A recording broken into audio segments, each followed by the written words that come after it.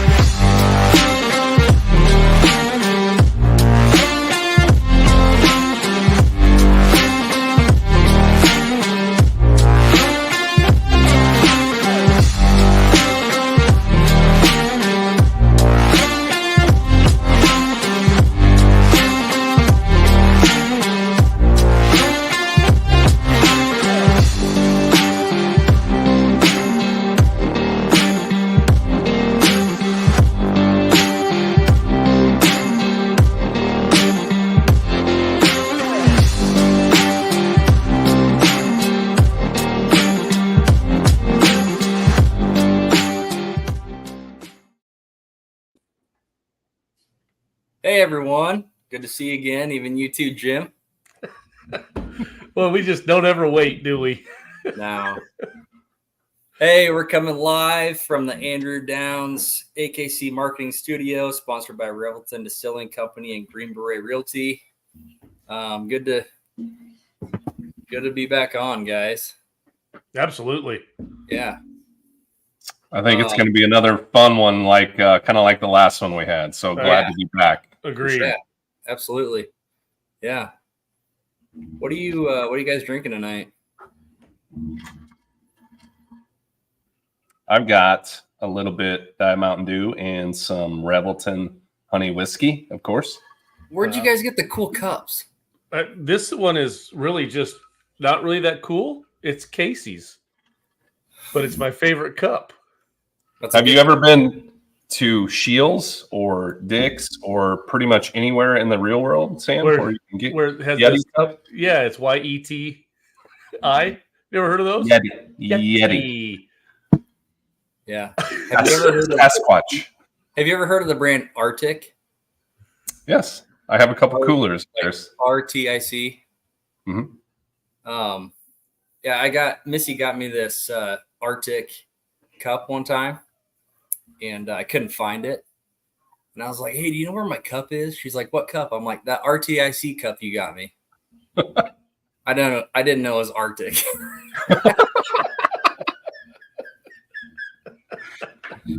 Yeah, I learned something that day. Yeah, we love you, man. That's your winter set education shining through right there. Thank you. Oh. Well, if you guys are going to ask me what I'm drinking. Sam, what are you drinking? Sam, what do you have tonight? I'm Legend. drinking a brand new beer. Well, year 2, called Legend.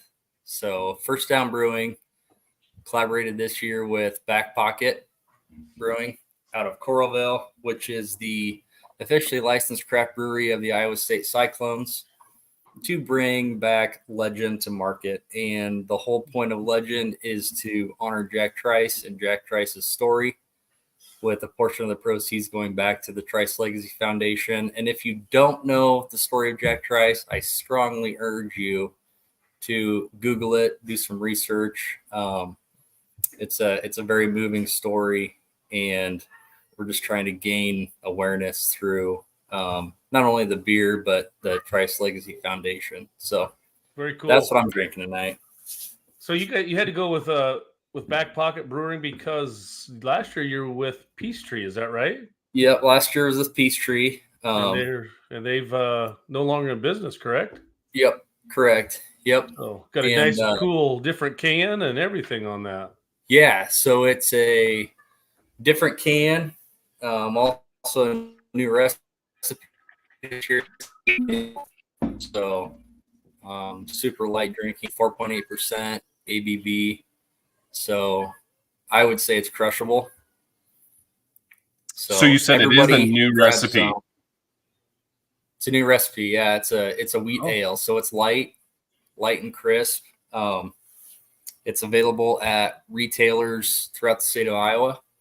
So head to your favorite local retailer. If they don't have it, ask them to get it. Or you can find it, of course, at the tap room at First Down Brewing and Back Pocket. Cool.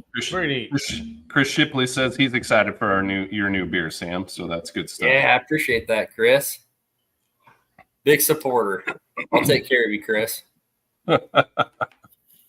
So,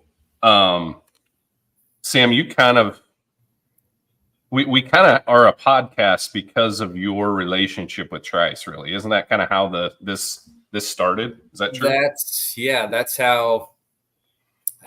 how Ship and I met. Was we came out with Legend last year, and George Trice, who is a cousin of Jack Trice,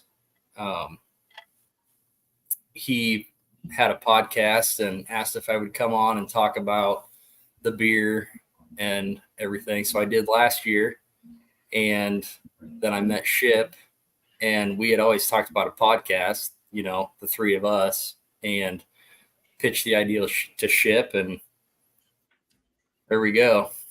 That's awesome. Yeah. It's kind of funny, who God puts in your path to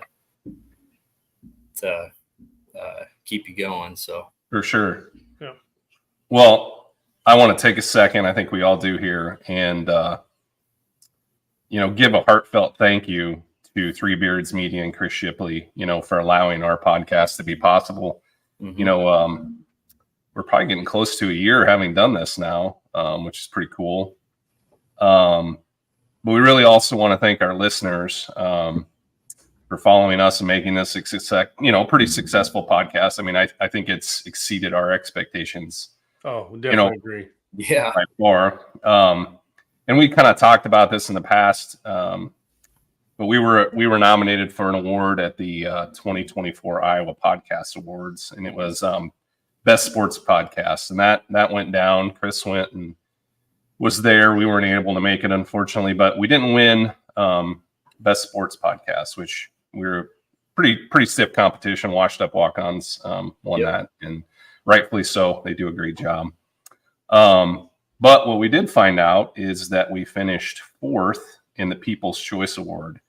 So there was like over 4,300 votes for podcasts, and we finished 4th in the People's Choice. So honestly, honored and humbled, that many people are thinking of us, and just appreciative of everybody out there, and hopefully we can continue to make this good and exciting for people to watch, So yeah. And if you voted, thank you. Absolutely. Appreciate it.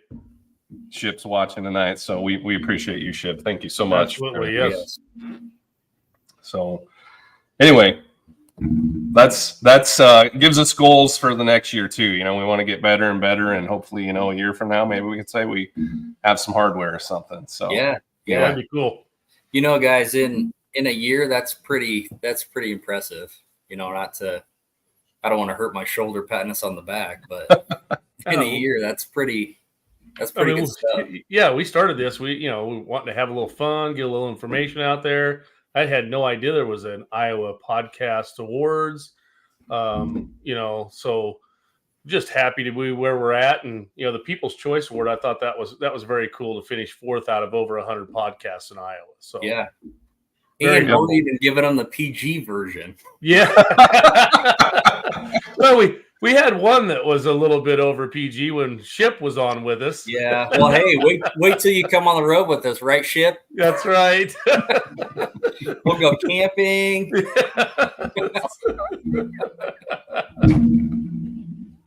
Oh my goodness. Don't share our favorite spots out there. That's going to have to be a story for the end of a podcast after everybody's been drinking sometime. Yeah, That's a good we're gonna one. have to visit, kind of by there and take a few pictures though, so everybody sees where it's at. You get out and take a picture. I ain't doing Well, Sam will. He's done it once. I mean, been out there. I'm nervous now. it. Oh goodness, that's good. I love it. Well, hey, last episode was great. Yes, best podcast I think we had. Best episode. Absolutely. Yeah. Sorry about that, Pelzer, but Kristen Meyer was like she knocked it out of the ballpark. I'm mad at Pelzer right now. He called me out on Facebook for not tying my own tie. You did. I saw it. I actually liked that one and laughed at it. So I saw you laughed at it. I'm not real happy with you either. I don't know how to tie a tie. I can. Casey taught me at the state tournament last year, but I wanted it to look good, so I had my mom do it. Ah, hey. It looked good. Definitely. shout out to Nancy for helping you out. Thanks, Mom. She's good people. So Kristen Meyer was fantastic, though, Oh, my right? God. Yeah.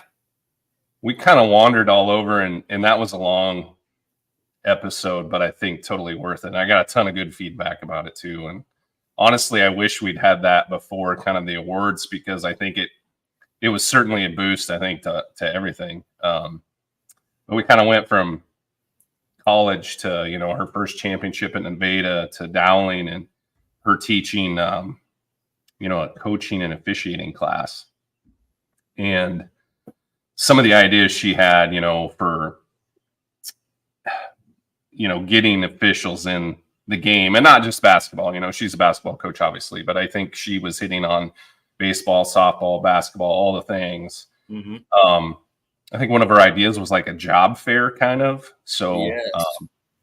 I've kind of started down that road of tipping off some people at the state and the girls' side, and hopefully maybe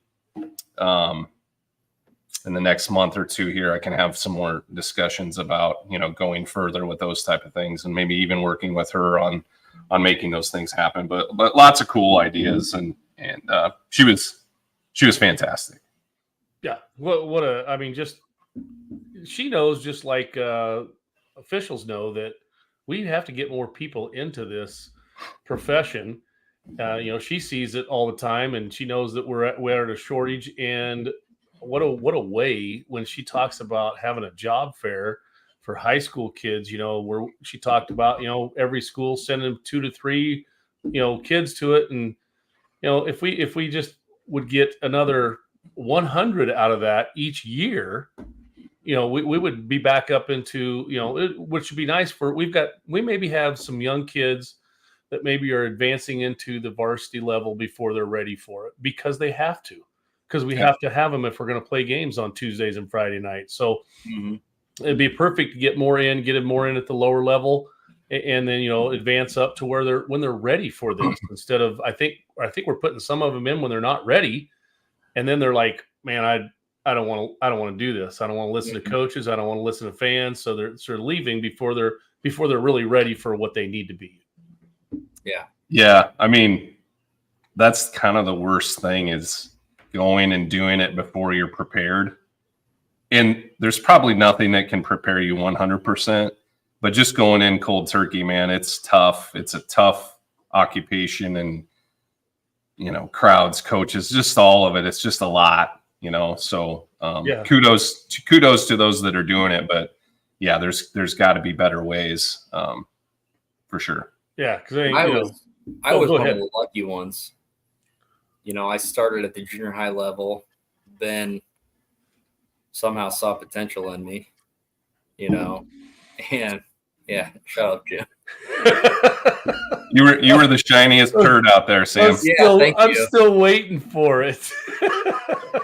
The potential part. Yeah, thanks, Jim. Sorry, Sam. But in all seriousness, I had Ben to literally take me under his wing and teach me, when I got to those varsity contests, how to talk to coaches, how to handle different situations. If you don't have that person to kind of, guide you into the varsity, contests, it's tough. It would be tough. I can't say it is tough because I never had to do it, but it would be tough.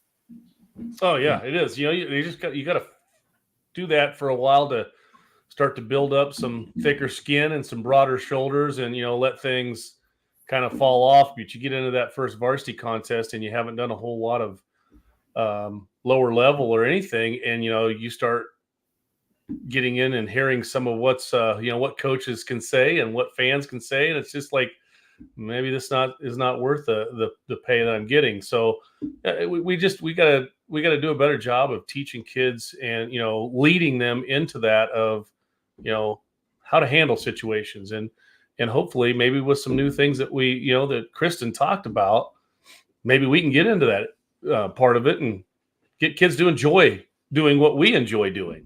Yeah, and with that being said, if you're thinking about it, if you want to get in it, you don't know how to get into the varsity realm, contact us. Yep.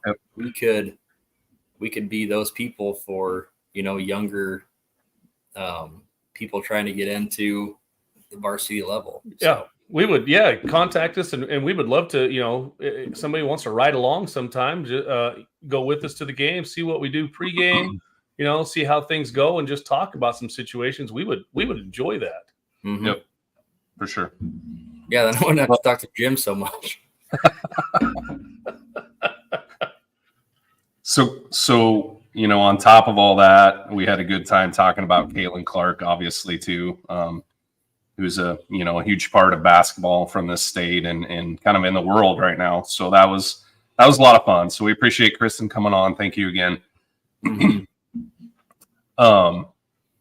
So because we're kind of in the off season yet, we're getting close. We're getting closer. Yeah. I mean, we're, I think 6 weeks out from our first scrimmage, maybe. Does that sound right? Sounds pretty close. Yeah. Wow.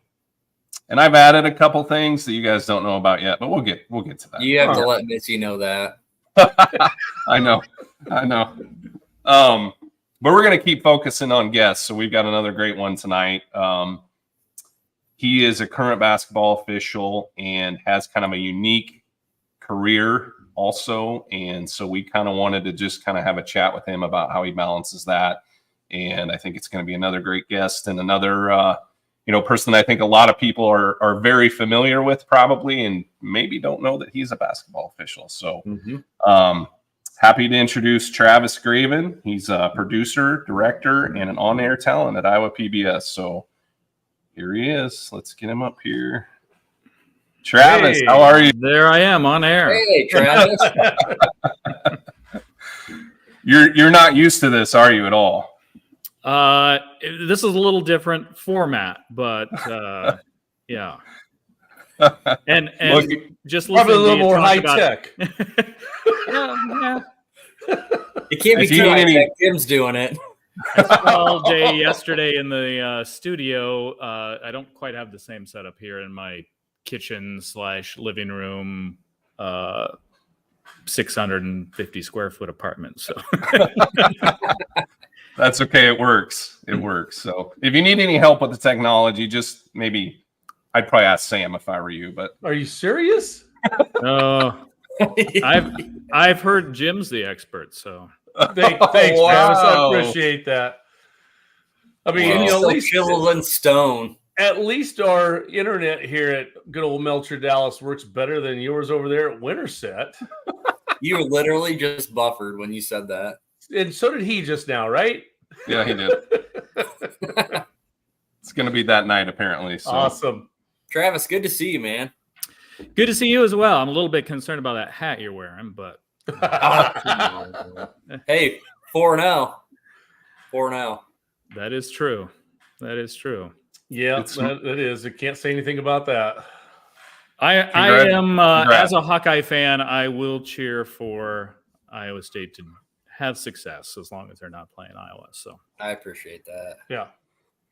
So, And- Travis, you and I started we left together. Gosh, I'm not even sure the years that we kind of worked about 7-8 games together, but it's got to be 7-8 years ago. I'm assuming somewhere around there. Yeah, it probably hasn't been quite that long. Not quite that long. Maybe 5 or 6. Okay. Because Travis isn't as old as you, Jim. I haven't even been doing it that long, but I still can't keep track of years. But you know, I can remember that season that I was still kind of, I hadn't met Ben yet. Well, I knew him, but hadn't got into working with his crew and that. And I was working with lots of different people. But that year I worked about 7 or 8 games at least with you and Steve, and really enjoyed it, and thought that you really had great potential. As you know, we talked about Sam still having some potential, but having great potential and being a very good official. I mean, I was impressed early on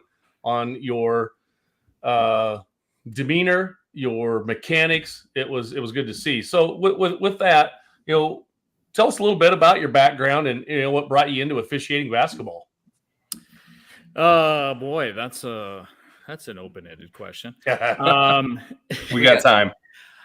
In terms of officiating, for some reason, I don't know what it was at a young age that intrigued me about it, but I've always watched officials. I've always been interested in officiating. When I was a young kid and I went to basketball games, softball games, I had an uncle who coached in our small school district back home and was the athletic director. So he was heavily involved in things. So my mom was supporting her brother and dragging me along. And so I went to a lot of sporting events from a very young age and always watched the officials and knew that was something that I kind of would love to do at some point if I had the opportunity.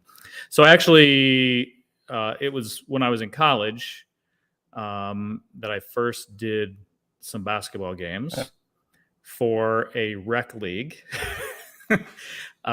Not a great experience, but even though the basketball was not great and the dealing with some of the people was not super fun, I did enjoy being involved in the game and learning.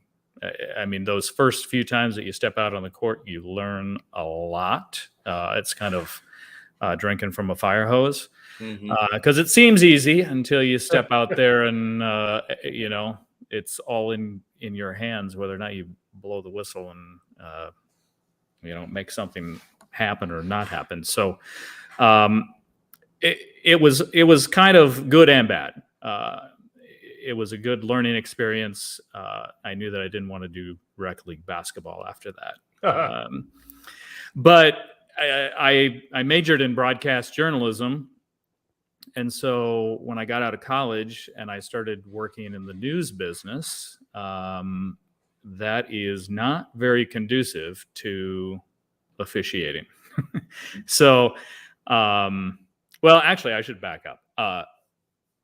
Basketball was my first taste of officiating, but then I did start after my freshman year of college umpiring baseball and softball. And so I did that in the summers when I was in college, and I was back home for the summer. And I loved doing baseball and softball. I would still love to do it. My schedule now just doesn't allow for that time commitment in the summer.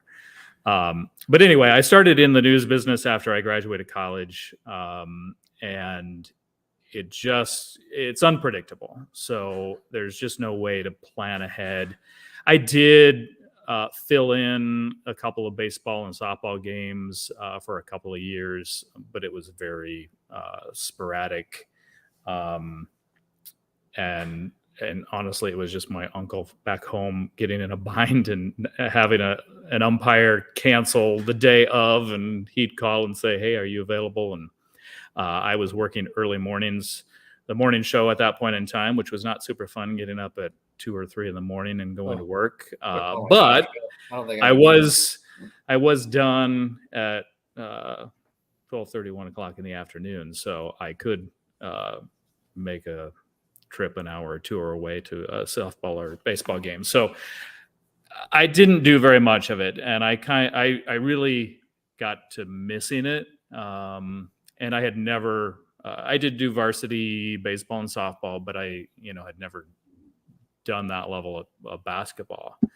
And I worked in news for 12 years. I was at KCCI for a while, and then I was at the Des Moines Register for a while.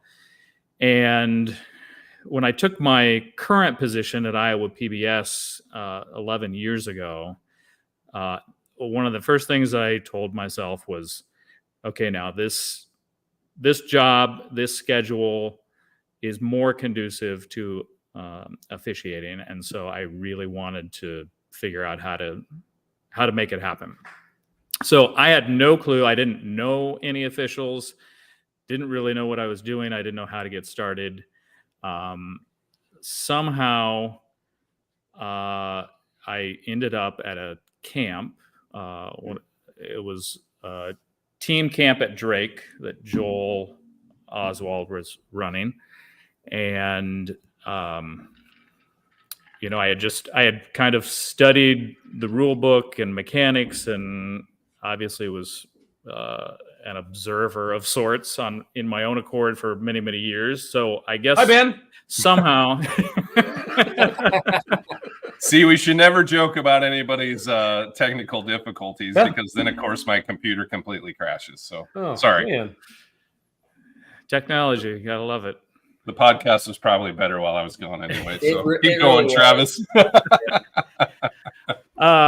Anyway, I was at this camp. I guess I did fairly well, or like you guys were saying, they saw some sort of promise. I don't know exactly what it was exactly, but I talked to Joel a little bit. I was like, I don't know how to get started. Can I fill in? Do you have some extra games here and there? What do I do? And we had kind of decided, I'd probably just fill in here and there that first year. I didn't really know what was going to happen. A couple months goes by, and I got a call from him wondering if I might be interested in joining a crew, because somebody retired at the last minute about a month before the season was going to start. And so there was an opening on a crew, so I jumped in. The complete opposite of what you guys were talking about earlier, where it's good to start at the lower levels and get your feet wet and get some experience. Mm-hmm. I walked out on the court, my very first varsity game. Thankfully, it was a 1A game, not the best basketball, which, the more I've learned over time, sometimes I think, the not great basketball is some of the more difficult to officiate. No doubt. But it was not good. Jumping in that, I wish I could go back and watch the video of that game, because that had to be horrendous. And I Or feel just bad not do it. It was not good. But I learned a lot quickly. And so I never worked any junior high or JV games initially to be able to make, mistakes and learn from other people who had done it, and be exposed to some situations and different kinds of circumstances where you maybe don't expect certain things to happen. They happen, you learn from them, then you're prepared to handle those situations on a bigger stage. But people were patient enough with me, and I guess saw some potential to not leave me by the roadside, and as yesterday's news. And so here we are. I think this coming season will be season 9 for me. But I should have kept better track. I could be off by a year, but It's been fun, and I still learn a lot. And thankfully, I've been able to work alongside people like Jim, and I've got people on my crew now that I respect and learn from, and so it's been fun. I enjoy it a lot. There's always that point in the season where you're in the grind and you're kind of ready for it to wind down, and it never fails. That last week comes and you put on the uniform and go to that last game, and it's kind of like, gosh, I wish we could extend the season another week or two. Or so anyway, that's kind of how I've come to here, and it works pretty well with my current job. I still do journalism. It's not daily deadline journalism. We don't have a newscast or anything at Iowa PBS. So most of what I'm working on is either pre-scheduled stuff that we know we're recording days or weeks in advance. And there's not as many last minute surprises as there are in the commercial news business. So it's allowed me to plan a full schedule, and for the most part, it works out pretty well. And I don't have to either short the officiating side of things and put other people in bad situations by skipping out the last minute. And I'm able to make it work with work where I don't have to leave them in bad situations by me not being there. So nice. How many nights a week then are you working during the season? I would say probably an average of 3 nights, sometimes 4. Okay. If there's a 5-day week at some point in the season, that's usually just because we've gotten to the point where there've been weather cancellations or something and makeups. But I don't work college, so I'm just working high school. So Tuesday, Friday, of course, usually a Monday or Thursday or Saturday, sometimes 2 of them. So 3 to 4 nights a week on average. So who are your normal partners right now? I was just going to ask that, Jim. Hey, good job. Chris Thomas and Grant Mandranok. Okay. So yeah, they've been working together for a little while, and I jumped in with Chris a couple of years ago, and Grant had taken a little bit of break with kids in school, and so now he's back at it a little bit more regularly now, and so yeah, it's Love been those fun. guys. Shout out to Chris and Grant. Yeah, good guys. Yes. We have fun, as I know you guys do too. So that helps when you're working with people that you trust and respect, but you can also have fun doing it. And yeah, that's a good point. Really good point. Yeah, if you're not having fun doing it, I'm not sure why you're doing it, because the money's not. It's good, but it's not great. So if you're doing it for I don't money, trust Jim, but I have fun. Okay, so I had some questions that I have here for you, and I think you went through about the first 6 already. I didn't even have to ask him. This is a guy who obviously knows, how to talk about himself and so forth, and So, but what are some of your most memorable moments officiating, good or bad? Or maybe one of each. Well, I tell you, there's a bad one that's fresh in my mind. Was that working with Sam and I? No, it wasn't me. Nope. Postseason last year, and had a dad in the stands who was not happy with us for a good chunk of the game, and you could tell early on. Sometimes there are fans, they're vocal enough that they're going to be a problem. But he was staying in his seat. He was yelling. it was fine. Tune it out. Late in the game, we were under a minute to go, and we had a shot go up right before the shot clock went off, split second.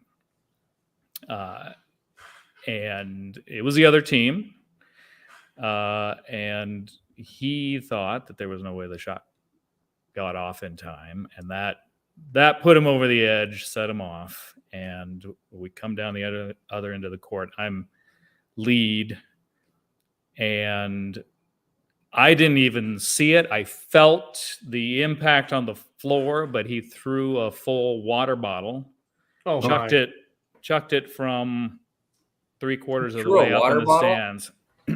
Threw a full water bottle in my direction. It probably missed me by a couple feet at most, and landed a few feet from me on the floor, and exploded, and water went everywhere.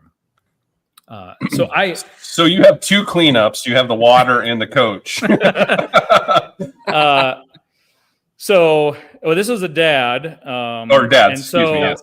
So I hadn't really seen it, but the guy who was in trail saw kind of the whole thing unfold. So obviously we stopped the game, and the dad then starts to come down out of the stands. So teams go to the bench. There was an officer there, so he came over to get in between, and the athletic director, of course, was running over, and this was the visiting team.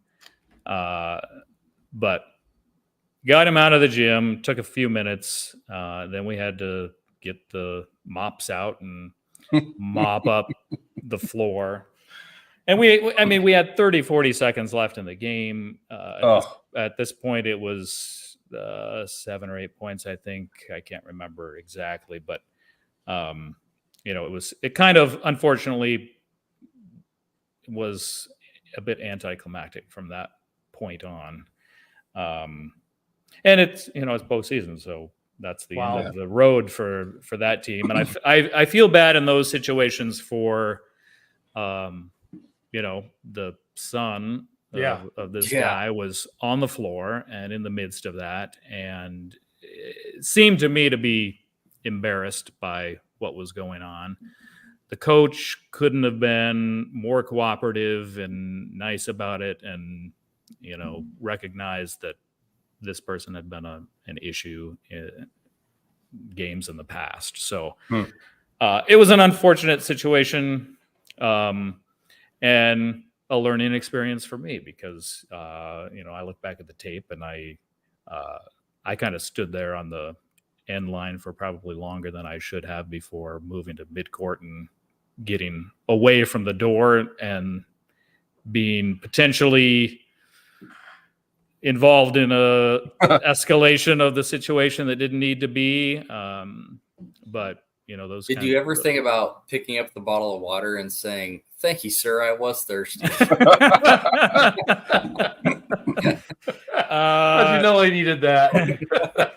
I did not. I don't know if that would have made the situation better or probably would have poked the bear. Yeah. But I know in talking with some other folks that this person had a history of not being a model fan, unfortunately. So, okay, I have 2 follow-up questions to that then. Have you ever tossed a fan or a coach or anything like that? I never have. No, I've worked games when one of my partners have, but okay. I have not. I can see that, knowing Travis's demeanor. Yeah, yes, yes, I agree. But I didn't even get to call. I didn't even get a call a technical on anybody last year. That was wow. You got to be more sensitive. It was a little disappointing, I have to say. I probably should have in a couple. If you haven't heard, Sam is a little sensitive on the floor. Yeah, I got called sensitive, and looking back, I probably was. You were. would you change anything about that situation? Would you do it differently? Would you have kicked him out earlier? I'm just talking through the situation a little bit. I don't. There really hadn't been anything that I felt up to that point that really sent it over the edge in terms of tossing him. I mean, he hadn't threatened anything. He was vocal. He was complaining about calls, but he had not gone over the top and wasn't cussing or threatening directly myself or either of my partners. So yeah, I don't think there was anything we would have done with him before that, but it definitely does. When you think back, it makes you think about, was there something we could have or should have done that maybe would have mitigated things a little bit earlier and not gotten to that point. So do you think, though, that probably could have been a situation that maybe athletic director or administration on site could have at least maybe went over to him and said, hey, you need to calm down a little bit? Or, do you think it was at that point before this happened that maybe that might have helped a little bit or not? That might have helped. Like I said, they were the away team. Right. So, I don't know if the home team athletic director going over there and addressing him would have, that might have made him blow up sooner. I feel like just listening to the story, this guy went from like 25 to 100. Is he glitching? I think he said 0 to 100 or something. This is what it sounded like. This is what it sounded like, Sam. 25%, and then he's just like, screw it, I'm throwing this water bottle. Like, yeah, how did you prepare for that? It did kind of just escalate really quickly, and like I said, it caught me off guard. I didn't know for sure I kind of felt the impact when the bottle hit the floor, but I didn't see it. And so after it all happened, I was kind of like, well, geez, what was that? And I look over and there's, water everywhere on the baseline. I thought, well, shit, that water bottle just flew by me and barely missed. Sir, this is Aquafina. I prefer Dasani.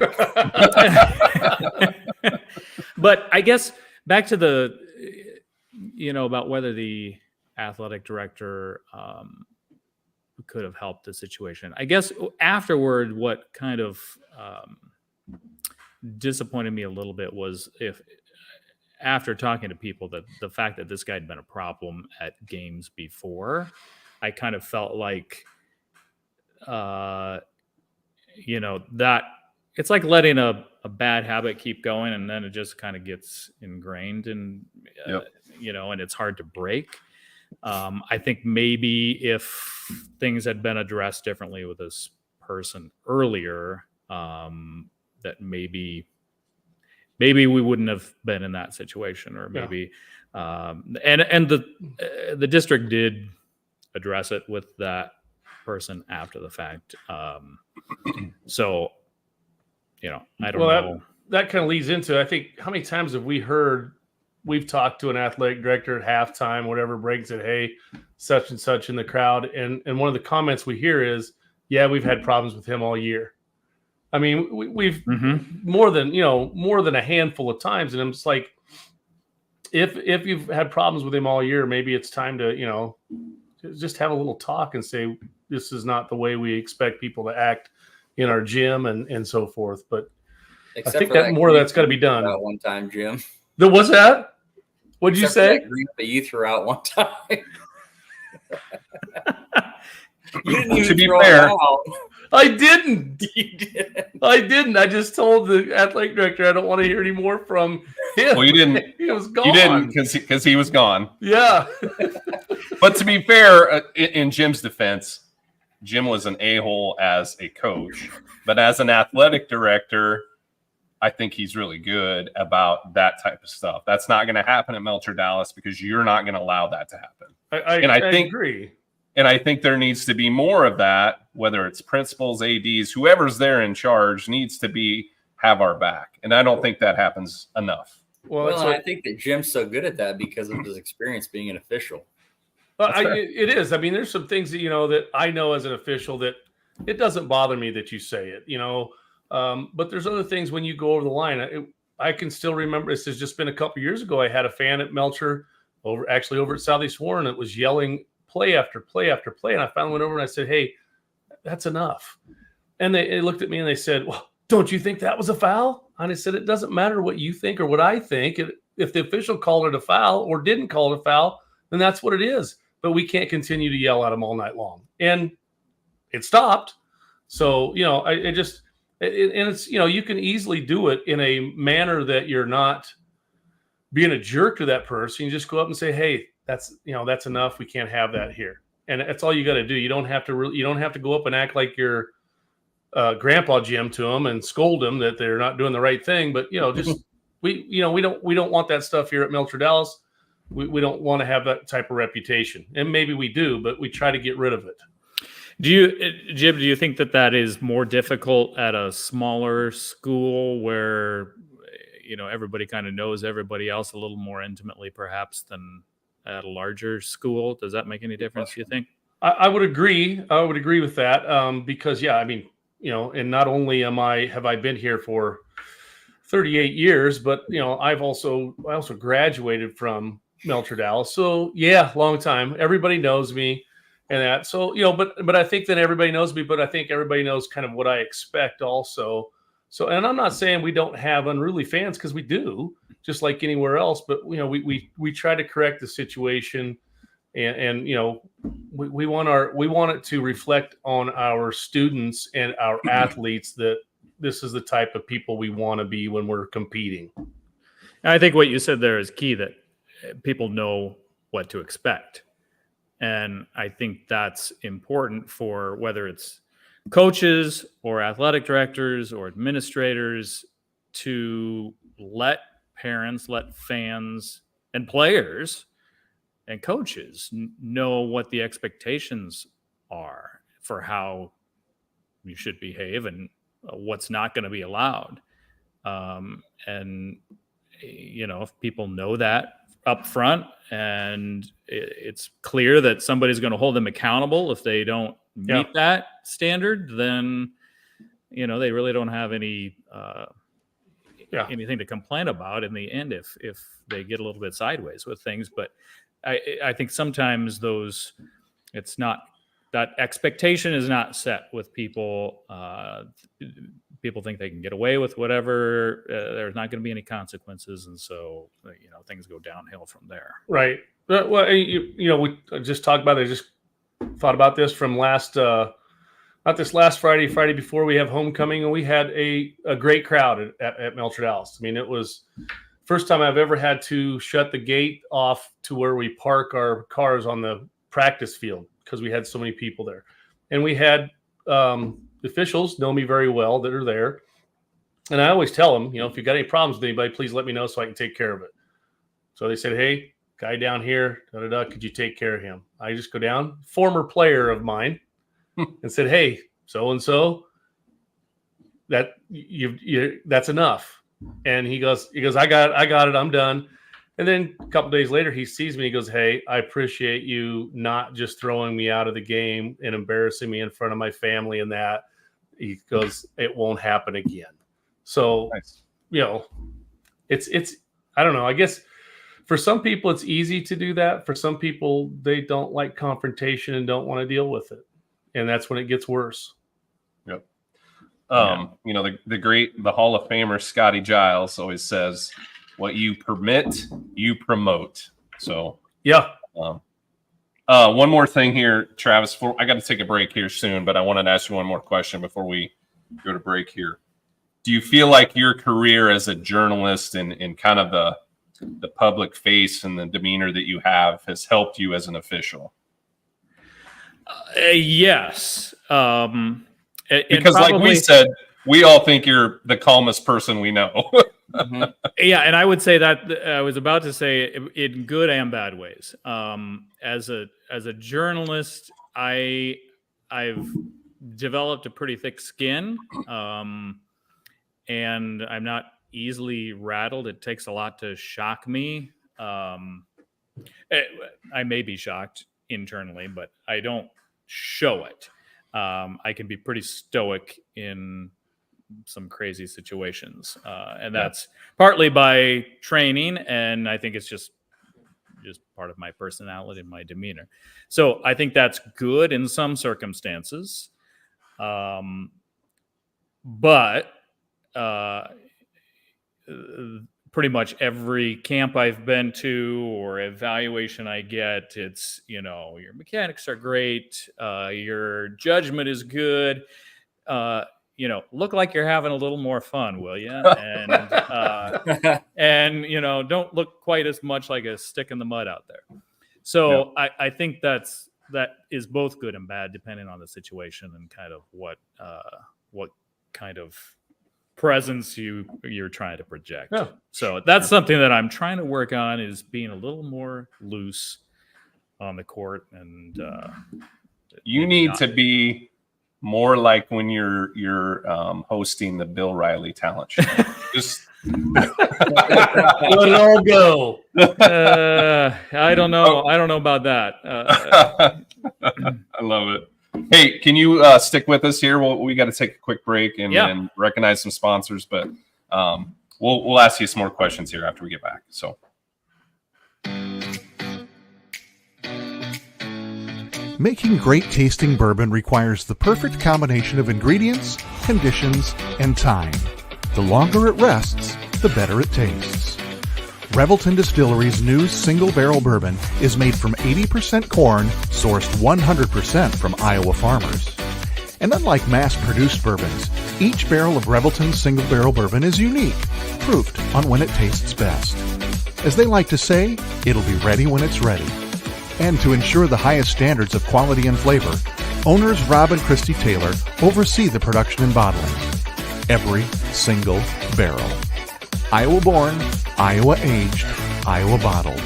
Try the new single barrel bourbon from Iowa's own Revelton Distillery. ReveltonDistillery.com.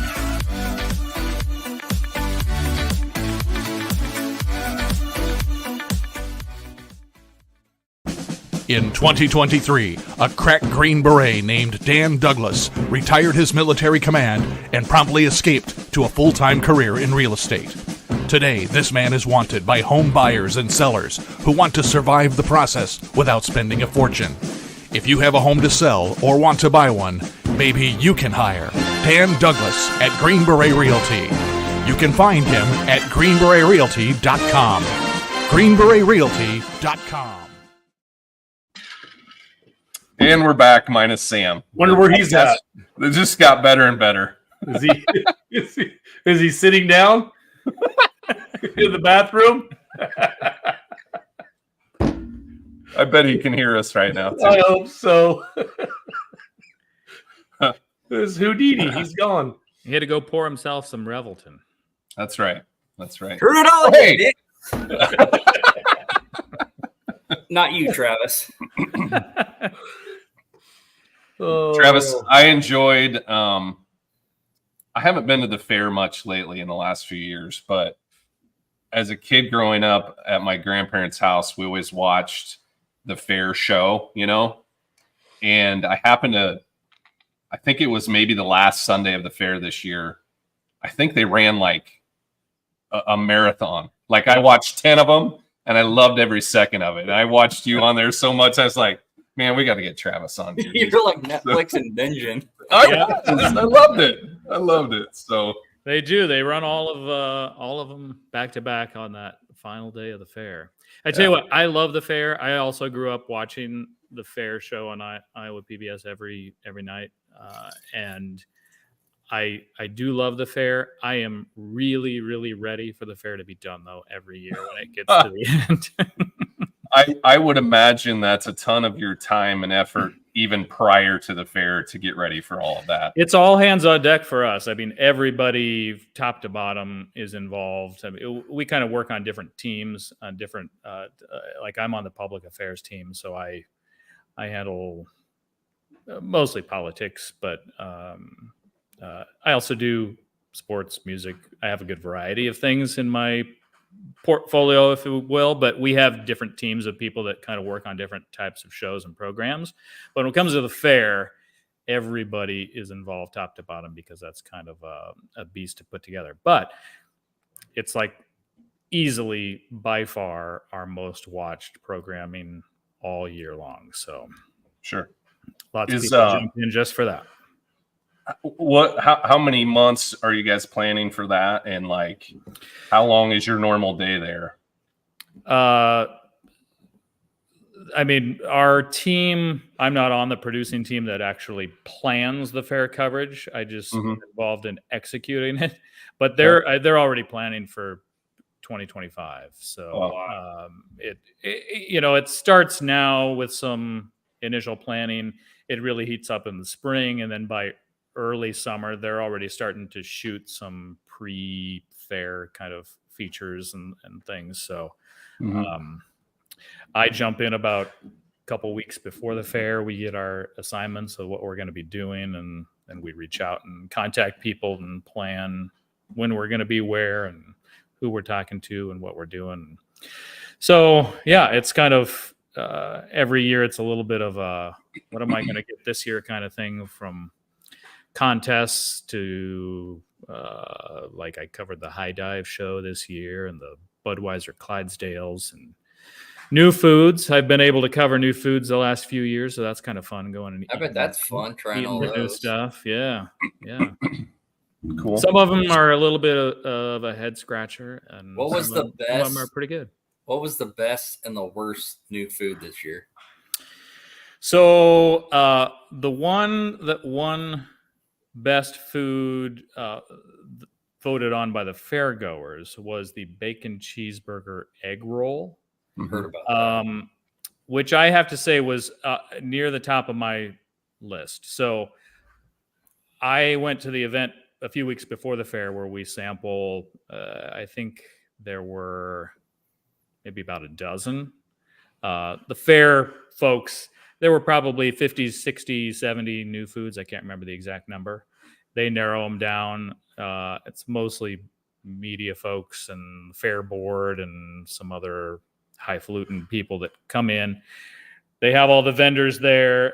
We sample everything, and then we vote on what our top three are, and then they tally them up. And those are the three that then are presented as the top new foods, and fairgoers get to vote on their favorite. This year it was the bacon cheeseburger egg roll.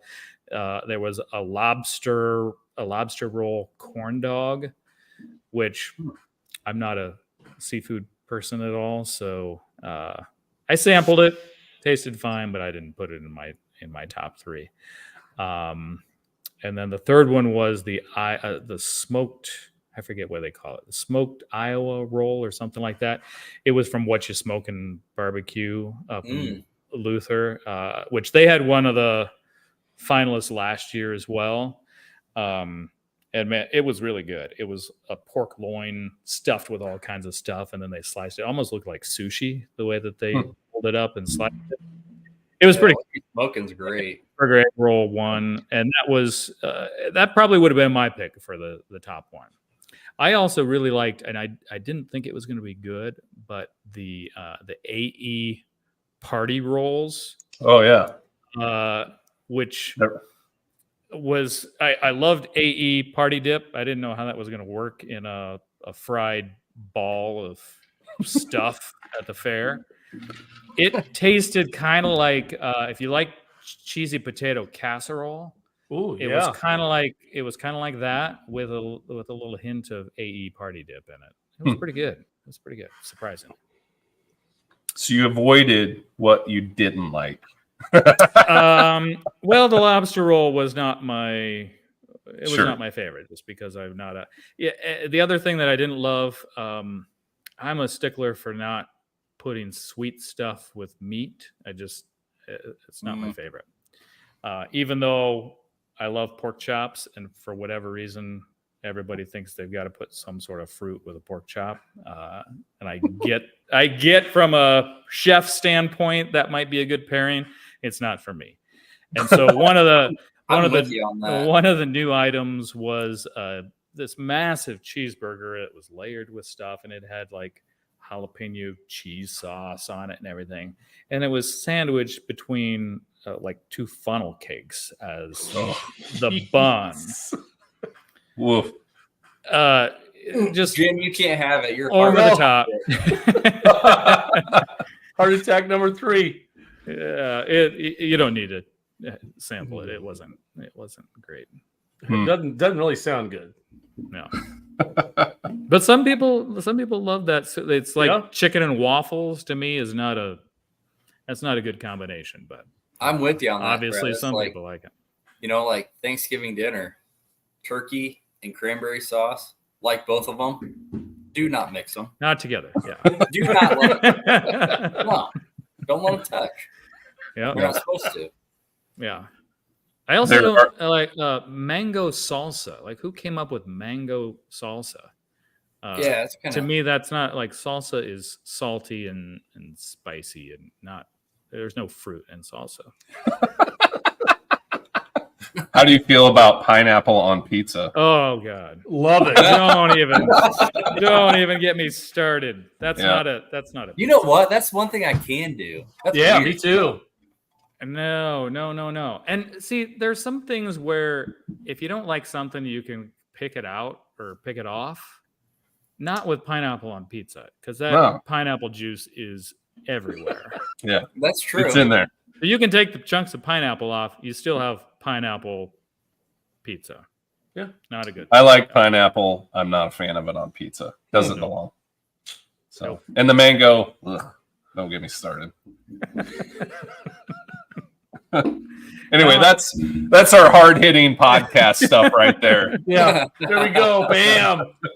Chime in. How do you prefer your food?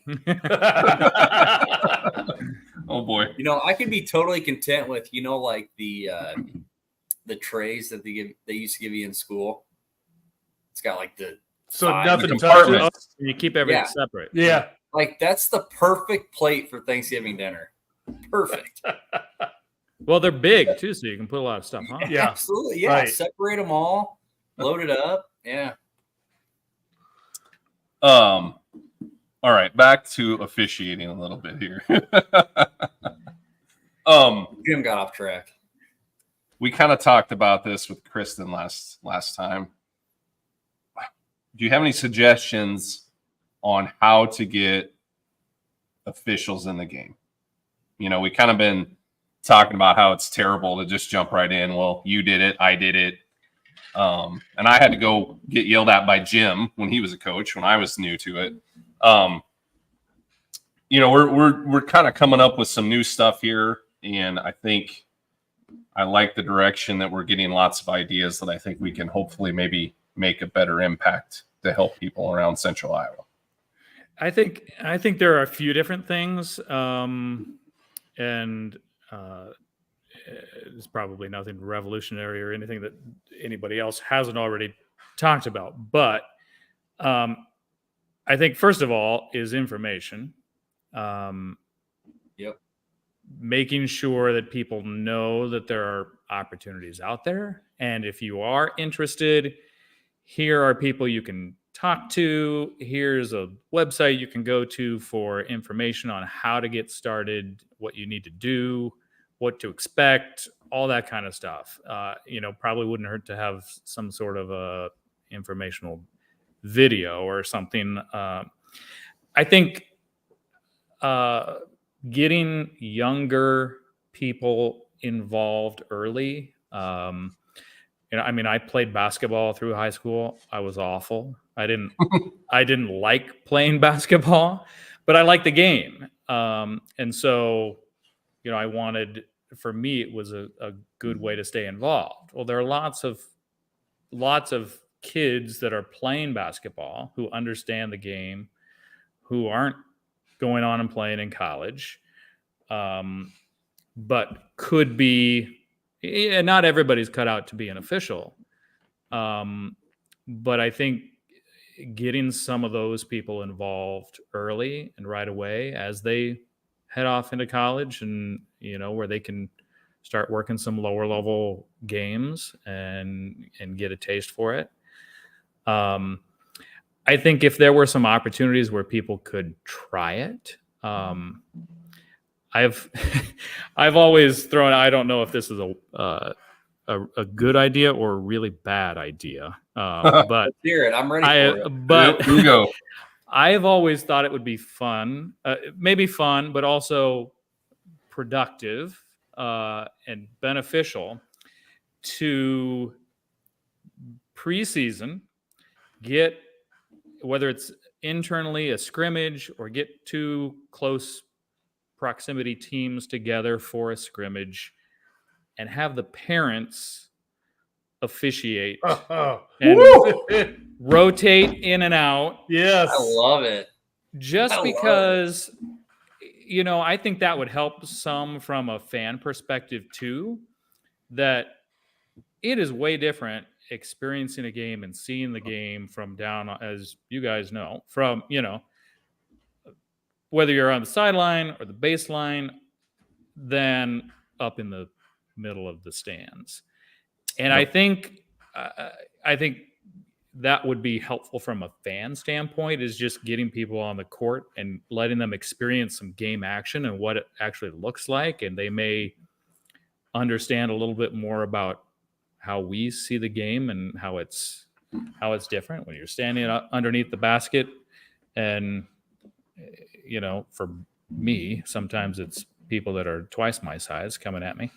You see things a little bit differently than you do from up in the stands. How angles are important. Yeah, and You're just right just sort of understanding and then gaining a little different kind of respect. I've always thought that would be kind of a fun little experiment to do. But I think that could be helpful too. At whether we could do that at the high school level or college level, to get people involved and just get some, let them get a feel for it in a very low pressure situation where it's a scrimmage and there are no fans around to be yelling at people, and not that different from a camp situation, but sure. Yeah. But just being able to actually do it, so whether like, hey, this is something that was kind of fun, or I kind of want to get involved with it. That reminds me of something that Pete Peterson says. He's told me before, and I'm going to get it wrong, but it's something like, we are unbiased individuals unbiased individuals officiating for two biased fan bases. Something like that. And it's like, yeah, absolutely. Yeah. Like, I literally don't care who wins the game. Right. But these fan bases do. Yeah. Mm-hmm. So, yeah, absolutely. Casey brings up a good point. We need body cams of sorts. Done. I got mine ordered. I've also thought it would be fun if we did a little sort of like a football, if we could wear a microphone, and so when there's a complicated situation or play that happens, we just turn on the PA and we just explain That is a fantastic idea, but I think there's probably some officials out there that we don't want to have that microphone. Yeah. There's sometimes they're like, well, I don't know what happened. When we do the game at Melcher Dallas, we do have at least a lapel mic. Maybe we could do that during the scrimmage that we're going to do. Oh, let's mic up. So we could. No, ma'am, in the top row, that was not a half court violation. So we could video that, have the sound, and then do clips on a podcast after that, where we talk through those type of things. Like, this lady was terrible and she was wrong. I love it. Guys, hear me out. Let's all get mic'd up, and let's just review the video and put it on here. Like, oh my gosh, second row, striped shirt. That guy is an idiot. We would have to have buy-in, I think, from the coaches of both teams or the athletic directors, right? But yeah, I think so. Travis, that's honestly, I love that idea of parents officiating, and I would love to sit there and scream at them while they're doing Oh, it. it'd be awesome. Exactly. Be relentless. Yeah, you got to be like, like 3 seconds. 3 seconds. Yes. Over the back. Yeah, over the back. So Kevin Williamson, Earlham's boys coach, we've had him on here.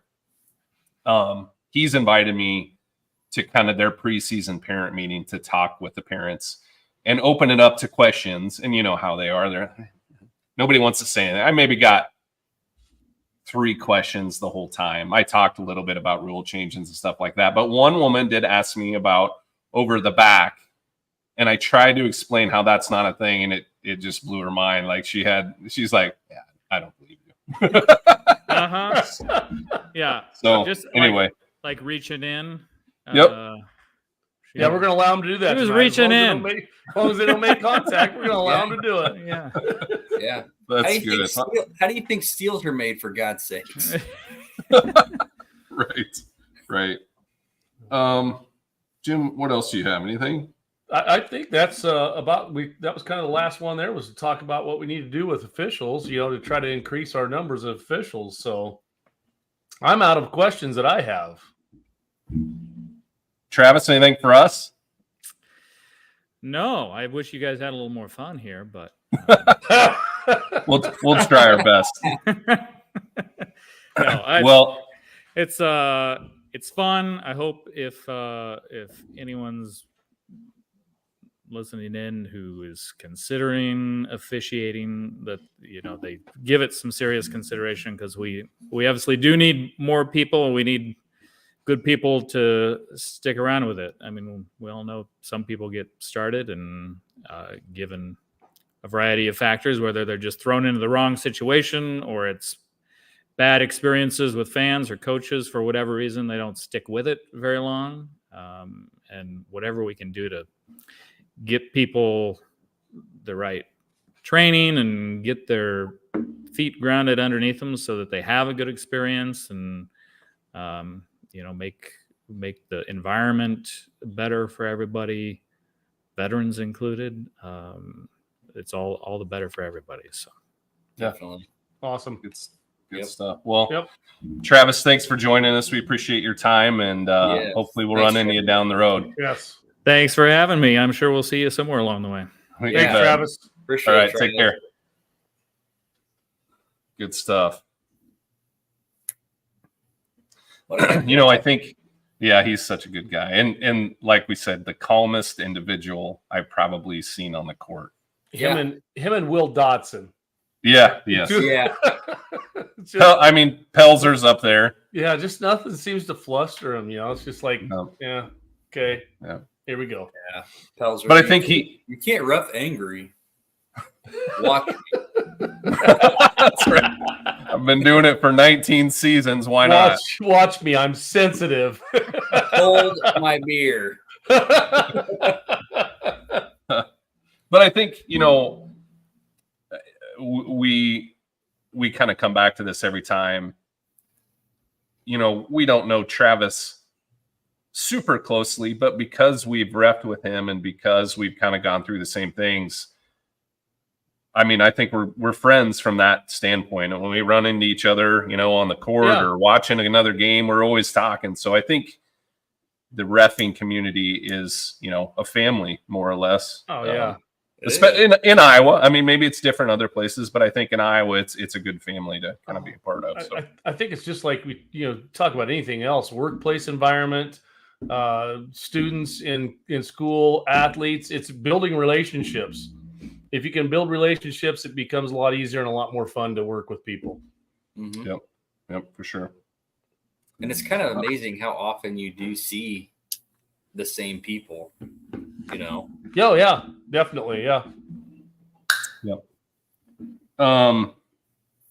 We've kind of gone long again. So do we want to wait again till next time to kind of get in the rule changes and stuff, Jim? Yeah, you're killing me on it, but that's all right. No, I'm just kidding. Yeah, no, that's good. I've got them set up right here. So, but anytime we're ready for it. Yep, I agree. Maybe the next one we're gonna I don't know if we're having a guest next time or not, but we'll do what we can do and get our couple. Yeah, we got a couple rule changes to go over. So, and I think it'll take a little bit to talk about those. So we can put that off to next time. Jim, I don't know if anybody's told you, but I think green's your color. Is it? That look good? How do you like this part though? Is that? Right, well, there it is. I figured it was an A shirt. Did you shed a tear? Where do they play now? They're going to play in West Sacramento for the next 3 years at their AA stadium, and then they're moving to Las Vegas. Are you going? I hope to go to the opening day game in Las Vegas if I can afford a ticket, because I'm sure it's not going to be cheap. Did you get the home plate that they took out of Oakland? I wish I would have. I mean, I do have a home plate at school in my room from the last game that we had on our old field over in Dallas. I took it out and kept it and that. So, but did you see they were ripping out seats and stuff? I bet you can get something online somewhere. I bet. And did you see it though as they're ripping those out of there? How rusty the bottom of them were. Yes. And the people wonder why that they were wanting to try to build a new stadium. Yeah. They didn't even need tools. They just picked them up and took them. They just ripped them out of there. Yeah, I did see that, but no. Yep, I got to support my team, but not a great year, but better than it was last year. Sam, I think before we go, since we've been talking about your beer tonight, and I just heard you open another one. We ought to run back to Ragbri here real quick and show. Oh yeah, let's talk about that. So let's. Here's 3 good-looking dudes. That was fun. That was fun. You want to talk about that a little, Sam? Man, I could have been the 4th beard in 3 Beards Media. Yeah, 4 Beards Media. Look at that thing. Yeah. So my beard growing season is not officiating season, so I was right in the middle of it. But did you just shave that off for that wedding or something this past weekend? I shaved it off before, but yeah. Gotcha. It was time to go. But yeah, so here's all of us at our Ragbri tent this past summer. We collaborated with Back Pocket again, and we came up with this beer called the Hills Have Rides. So the ride from Atlantic to Winterset was the hilliest ride in Ragbri history. So we came up with this English Pale Ale. Or English Pub Ale, and got it canned and everything. And there's the 3 dorks enjoying one. That was a fun time as they came into Winterset for the afternoon and evening and night. It was, yeah. Crazy. Help and serve, and the amount of people that I was really impressed how many people wanted, a good local brewed beer like yours. That was awesome to see for you. So. Yeah, fun time. Absolutely. That's my favorite sign. That's the tent. Well, you would believe because you were there, but there were so many people that took a picture of that. Yeah, they wanted to be by it and take a picture of it. Yeah, that was pretty cool. Like $12 on Amazon, man. Like you can get one yourself. That's awesome. Oh, that was a fun time for sure. So, and also about the brewery. So tomorrow night, October 3rd, from 6 to 8 p.m. To promote the Legend beer. Again, the one and only George Trice. Get that up there by the camera so they can see that. That's a sweet can, man. That's a good looking. That is neat. Very neat. We got Jack and the I Will from his letter.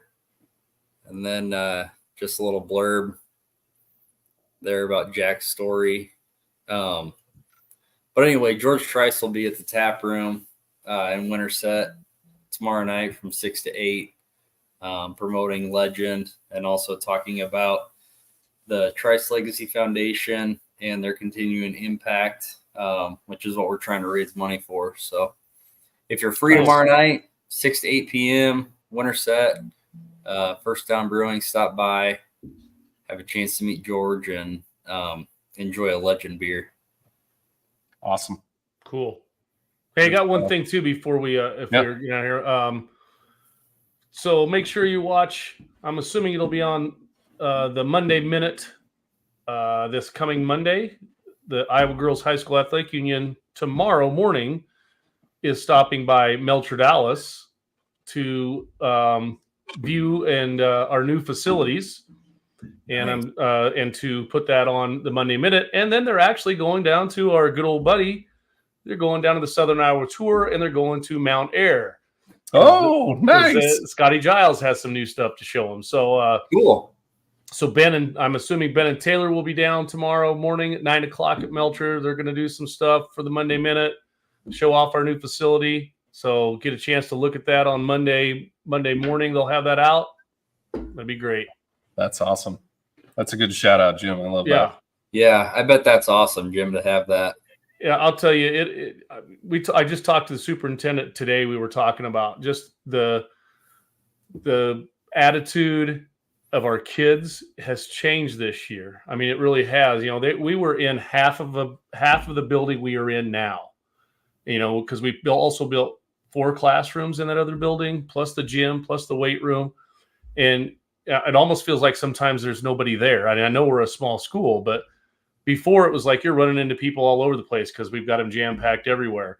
And our kids have the support that they've given our football team and our volleyball team has just been unmatched. I think they're just, they're thrilled to have what they've got. I told people, I'd love to show people our weight room, and that when they've seen our gym, I said, hey, you got to come see the weight room too. And I said, we're not bragging. We are fortunate to have what we have, and we're happy about it. So it's been a great start of the year so far for us. It wouldn't be the worst idea ever if the Monday Minute mentioned the Three Blind Refs podcast, to help promote officiating. That is true. We could get that. Well, I'll have to talk to Ben about that tomorrow morning. Mm-hmm. Jim, how many years did you go without a gym there? 3 years. We went 3 whole basketball seasons and volleyball seasons, and actually, I should say another half of the season because it happened during the middle of basketball season in 2021. So 2022, 23. Oh, wait.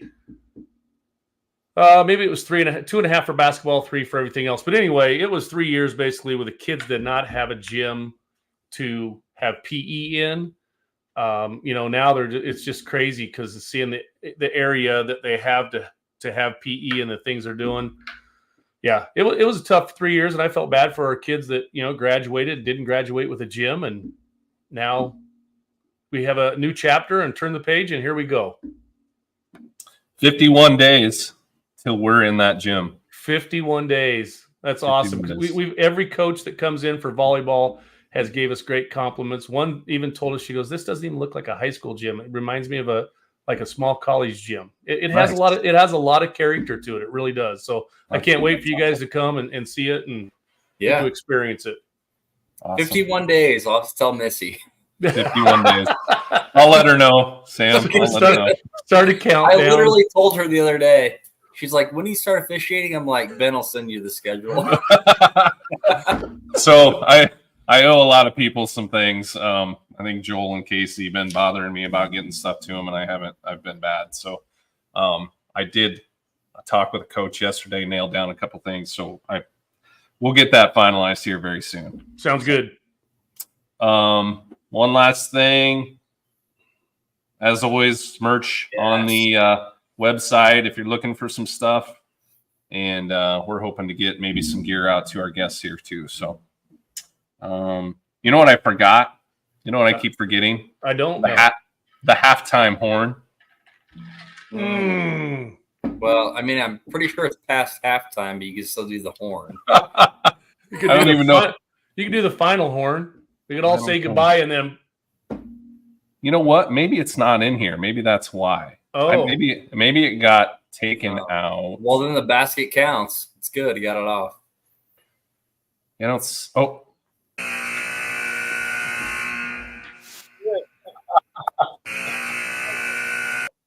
See everybody in 2 weeks.